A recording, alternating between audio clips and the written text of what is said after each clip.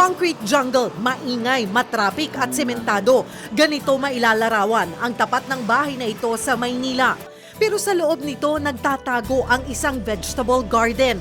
Pag-aari ito ni Moji Ramos Aquino.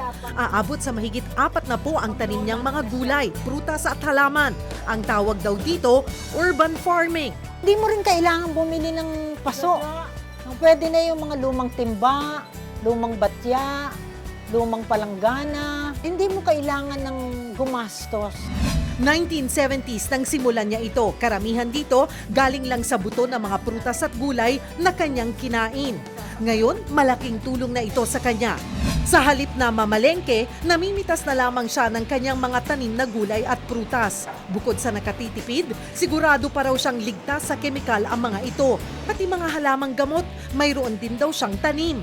Minsan sinusumpong ako ng gout. Ito lang ang iniinom ko, masakit ang ulo ko. Ito rin ang iniinom ko.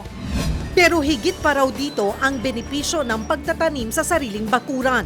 Kulang na ang pagkain sa dami ng ating populasyon. Kasi ang mga farm nagiging subdivision, no? Tapos yung global warming na tinatawag. Para sa mga nais magkaroon ng sariling urban farm, ilang tips ang ibinahagi ni Moji. Una, para maging mataba ang lupa, haluan lamang ito ng pinagbalatan ng prutas o gulay.